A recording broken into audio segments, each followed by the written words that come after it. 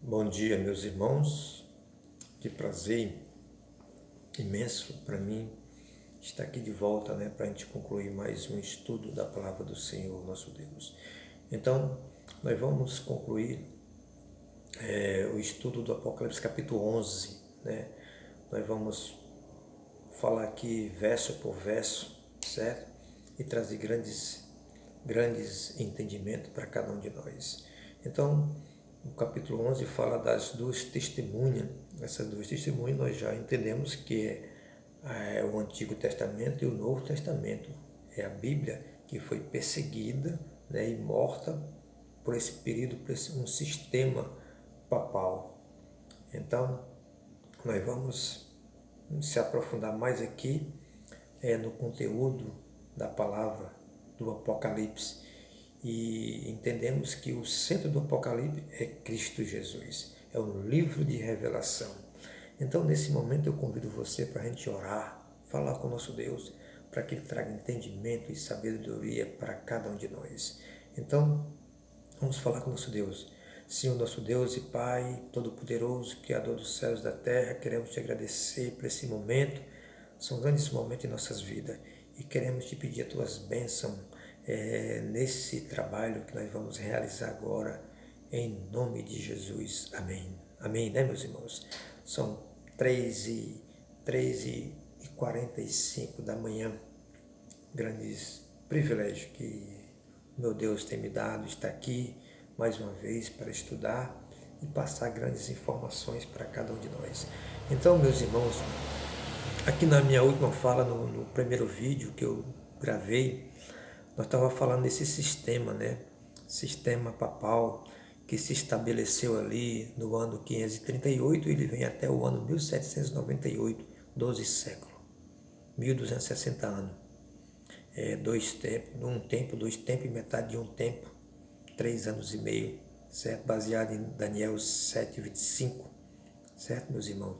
Foi esse período de perseguição papal, tempo de escuridão e trevas, escassez, que a palavra de Deus foi morta e foi perseguida. Então, foi esses momentos. Então, o que esse sistema ensinava, certo?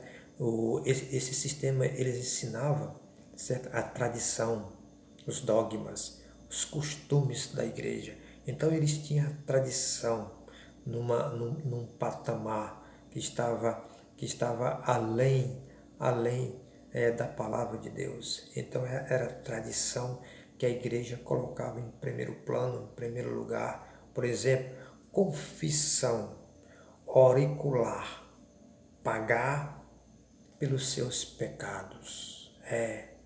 Pagar pelos seus pecados. Então, no ano 530, foi inventado os dogmas do purgatório. Era um tormento, era um local de tormento eterno, certo, meus irmãos? Através do medo, as pessoas tivessem a obediência à igreja, submissão, à igreja romana, certo, meus queridos? Foi inventado essas ideias da igreja. Então, os papas, os bispos e os presbíteros, eles criavam essas coisas nesse período. Então, o Papa Leão XIII, nos seus escritos e eclesiásticos, ele dizia assim: nós, os papas, temos sobre a terra toda a autoridade do Deus Todo-Poderoso. Que autoridade esses papas tinham nessa época?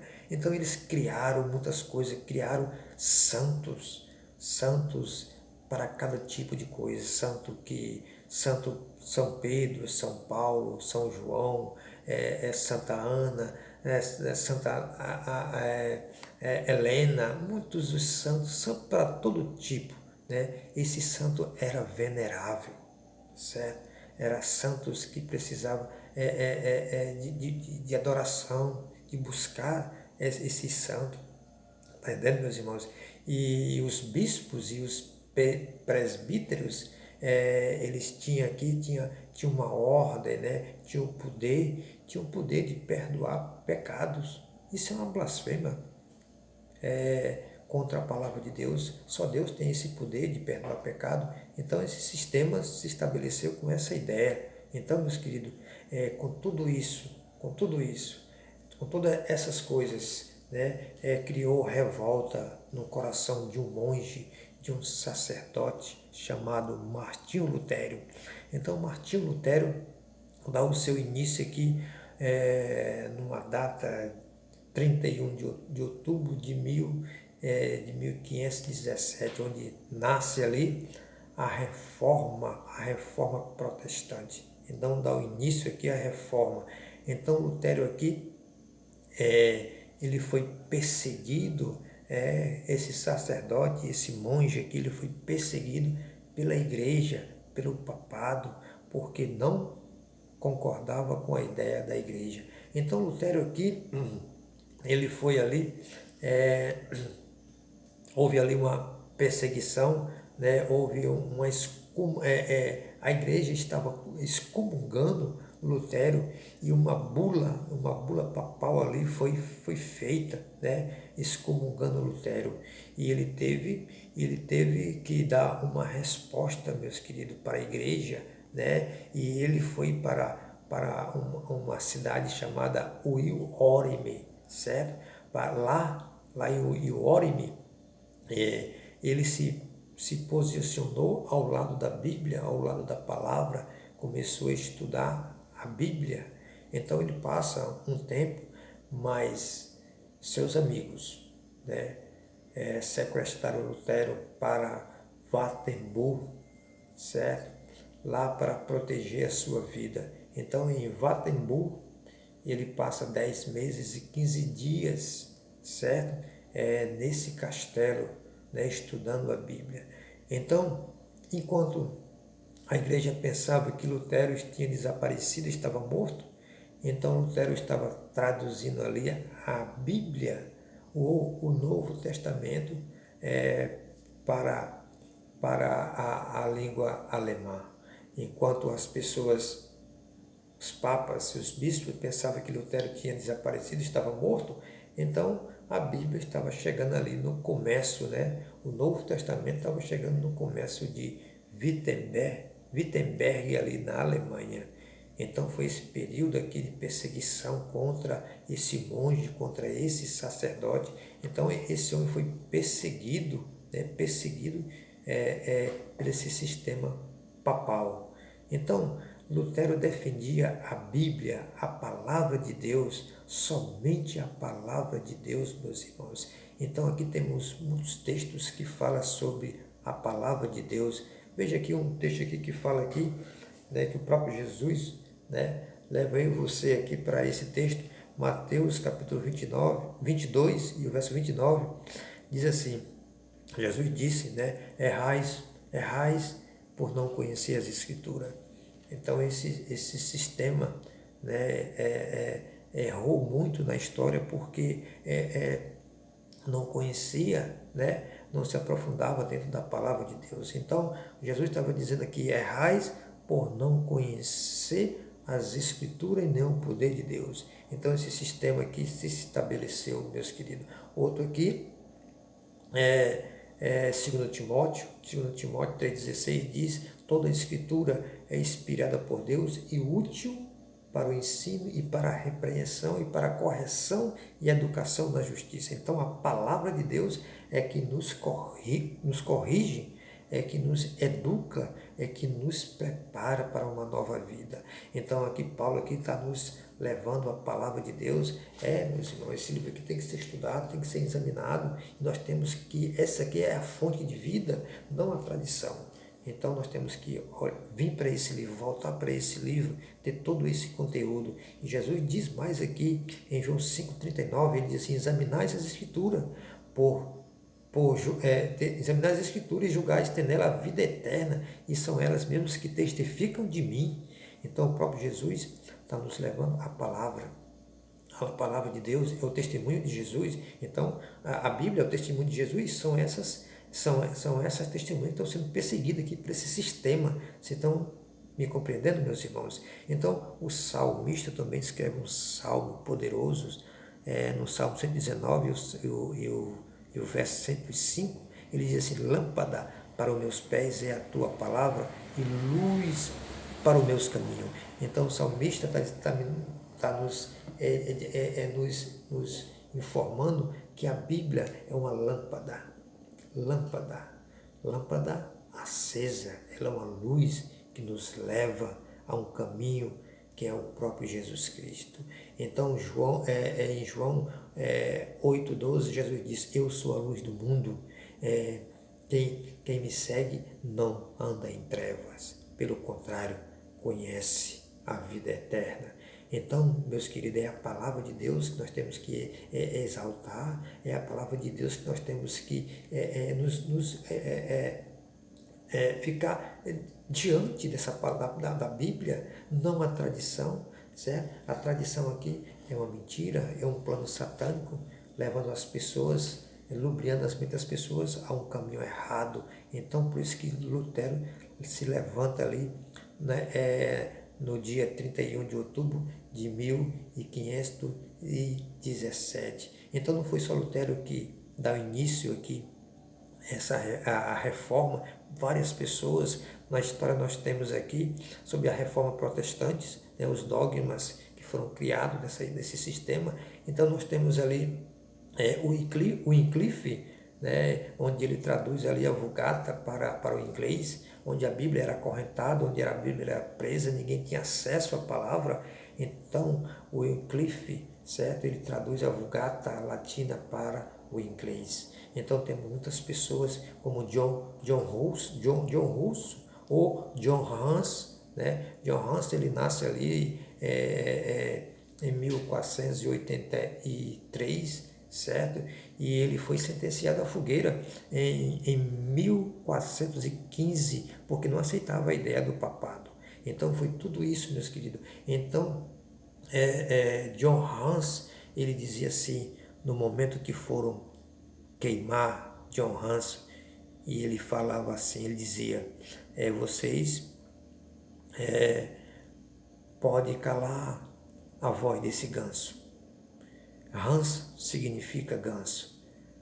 Vocês podem calar o canto desse ganso, mas daqui a 100 anos, Deus vai levantar um cisne, que vocês não podem calar o canto desse cisne, a voz desse cisne. Hans estava profetizando de Martinho Lutero. Então esse cisne é Martinho Lutero, que nasce ali pregando as 95 teses ali no castelo de Wittenberg. Então várias pessoas se levantaram contra a igreja no século XIV, século XV ao século XVI. Então temos também Savonarola. Savonarola nasceu ali em 1352 e ele foi sentenciado também à fogueira porque não ficou ao lado do papado. Então Savonarola, Jerônimo de Savonarola ficou somente com a palavra, somente com as escrituras. Então ele foi sentenciado também à fogueira, né, e foi queimado. Temos também Pedro do Val, temos também ali os Valdencio também, que foi também incluído nessa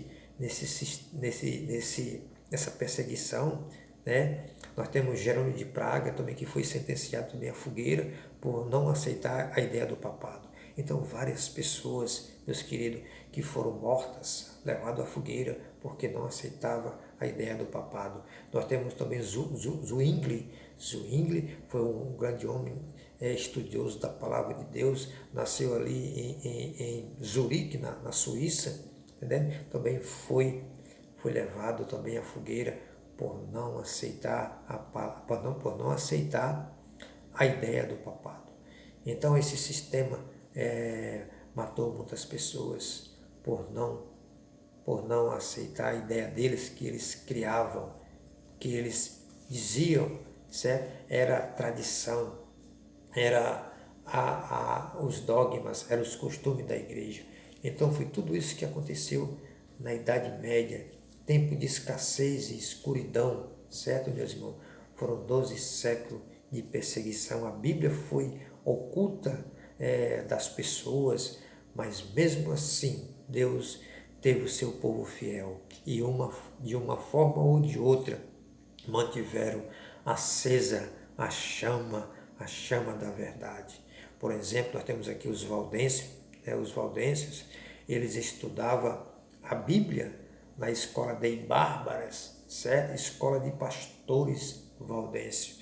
Então, o valdense nós temos aqui na história aqui, de acordo com Apocalipse, capítulo 12, quando Deus dá asa a essa igreja do Apocalipse 12 e leva para o deserto.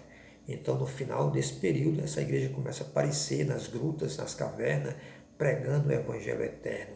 Então, a história dos valdenses se inicia aqui, tanto no norte da Itália como no norte da França.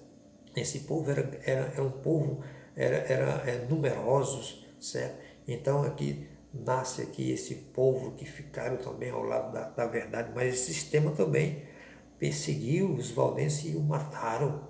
Mataram, meus queridos. Como se fosse uma época de escassez. Então, os jovens valdenses, eles tinham que passar 4 invernos vigorosos ali na França, estudando a Bíblia, certo? Ele estudava 2 conteúdos, era a Bíblia e a natureza.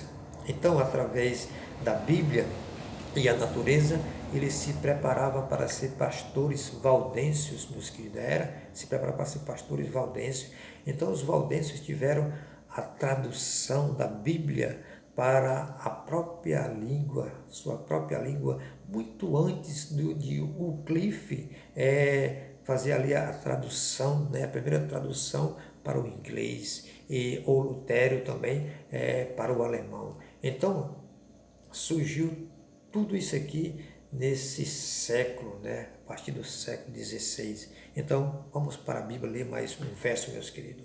Convido você para ver, nós ler o verso 6, que diz assim, elas têm autoridade para fechar o céu, para que não chova durante os dias em que profetizem. Tem autoridade também sobre as águas, para convertê-las em sangue, bem como para ferir a terra, como toda sorte de flagelos, tantas vezes quantos quiserem. Então é a palavra de Deus que tem poder para tudo isso, meu querido.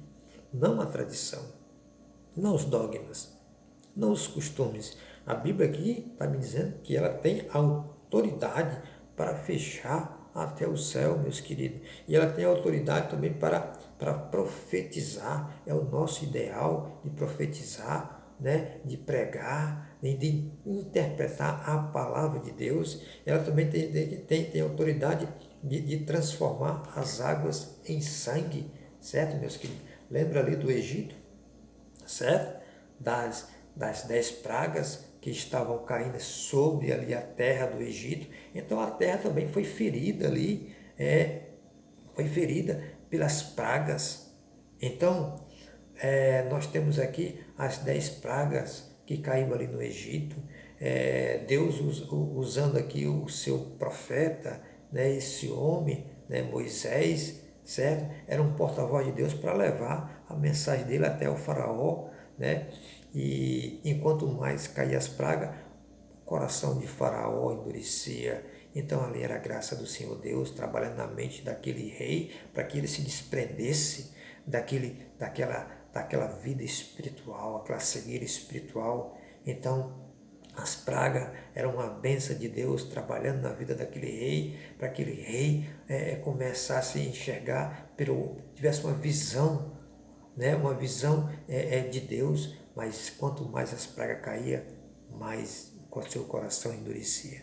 Então, começa a cair praga sobre praga, uma após outra. A primeira praga foi o rio Nilo se transformando em sangue, certo? A segunda praga foi a praga de rãs, depois veio as pragas de piolho, depois as pragas de mosca, praga sobre praga ali no Egito, meus queridos. Então, Deus falou ali para Moisés, e Moisés falava, que era o porta-voz de Deus, Moisés, e levava até Faraó, E então a palavra de Deus que mandou que as águas se transformassem em sangue. Lembra também ali que a terra ali foi ferida pela própria praga, pela própria praga ali no Egito.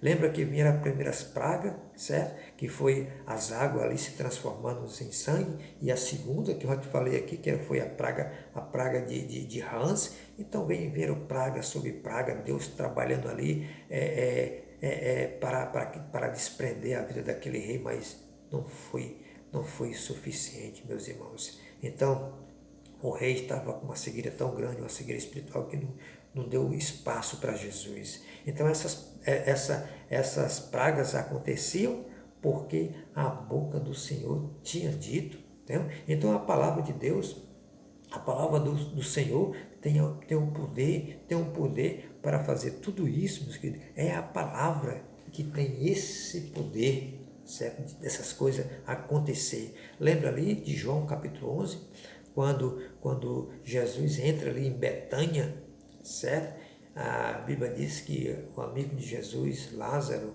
né, estava morto por 4 dias, e a Bíblia diz que o seu corpo já cheirava mal. Então ali, Jesus disse: Lázaro, sai para fora. Então, pelo poder da palavra, Lázaro ressuscitou. A palavra de Deus, meus queridos, tem poder para tudo isso. Lembra ali também de Jairo. Jairo, a sua história ali está registrada ali no livro de Marcos, capítulo 5, verso 34 em diante, fala que a sua filha, Talita, né, estava morta, certo? E Jesus entra naquele quarto e diz: Talita, cumi, se levante. E ali aquela menina ressuscitou, meus queridos. A palavra tem poder para tudo isso, meus queridos. Só a palavra de Deus nós temos que colocar em nossas vidas, não a tradição como esse sistema estava colocando, não os dogmas, meus queridos, não os costumes da igreja. Então a palavra de Deus tem poder para tudo isso que está acontecendo. Vamos ver o verso 7 aqui, meus queridos, o que diz aqui?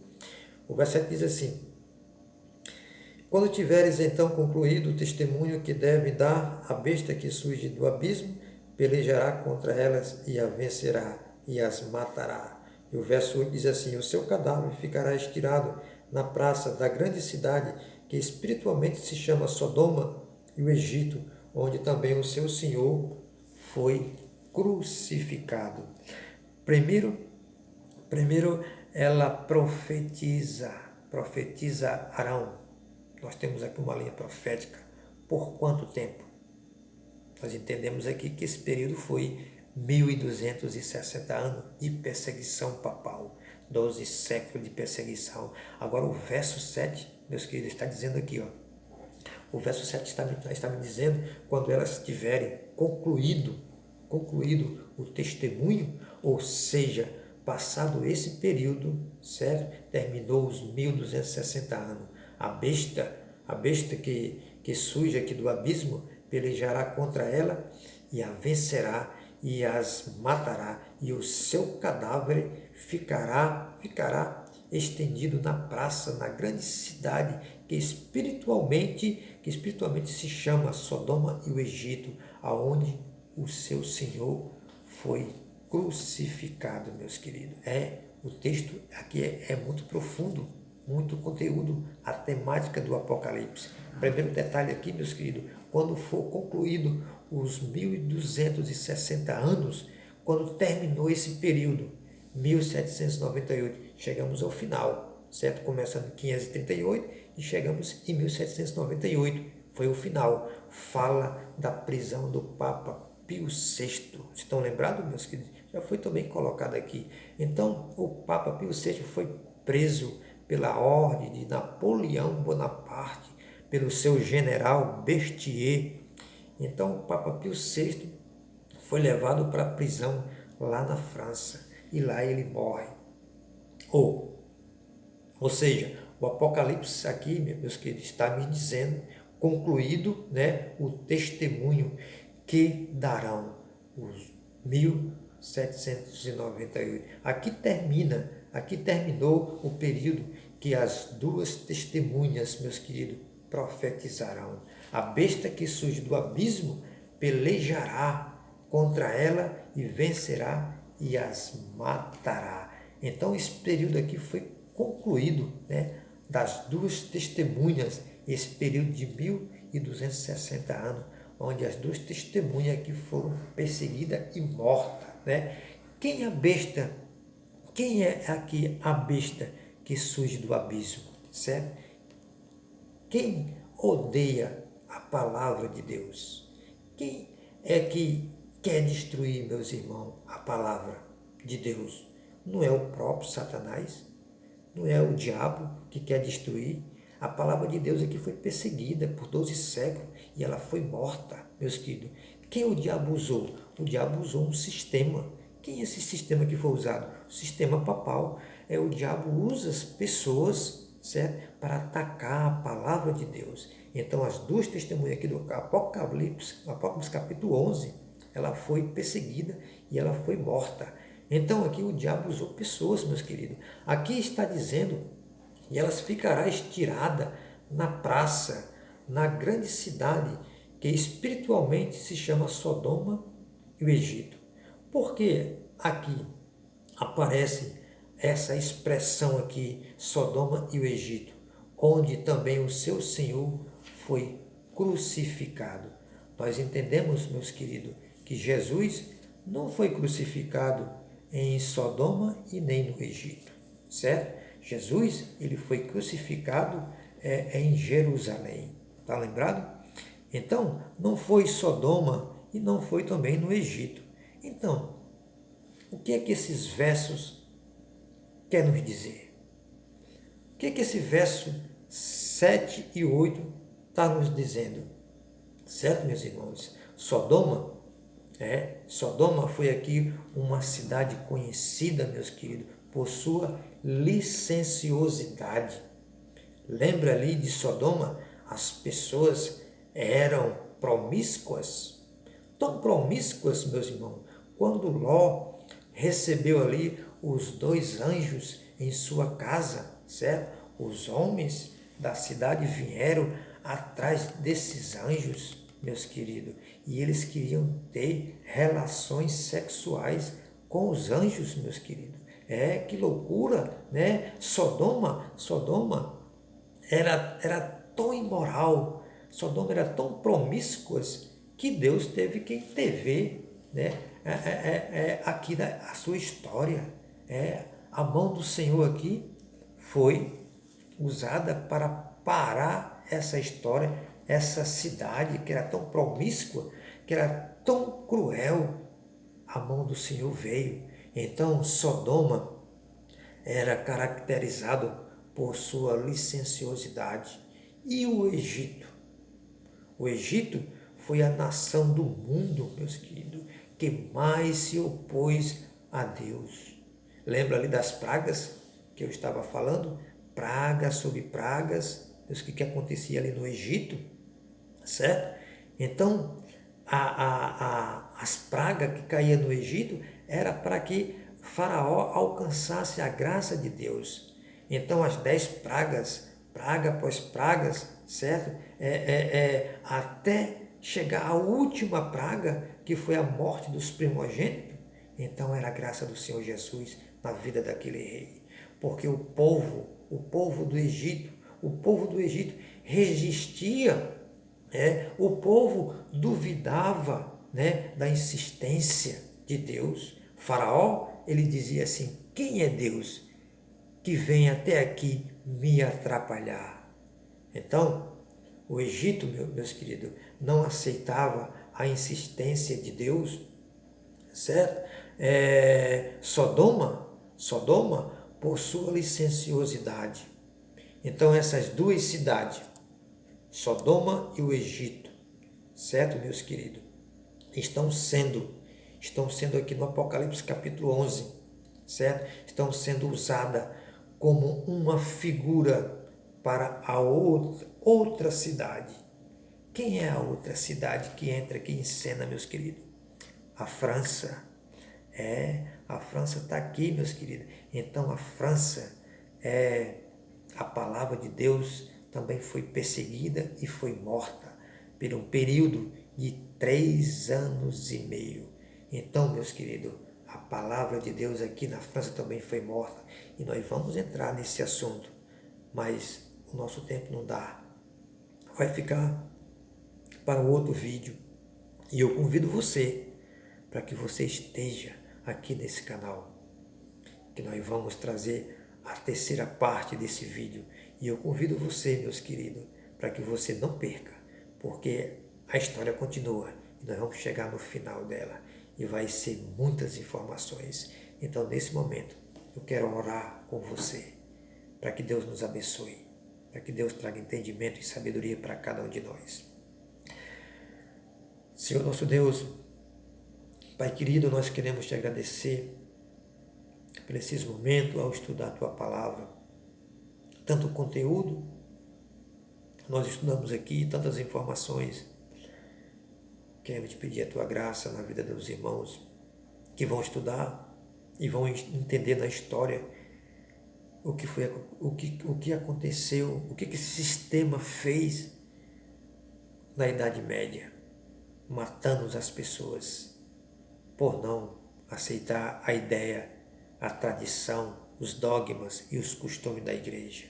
Então queremos te agradecer, meu Deus, nesse momento.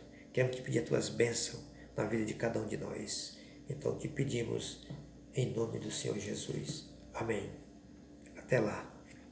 Espero por você.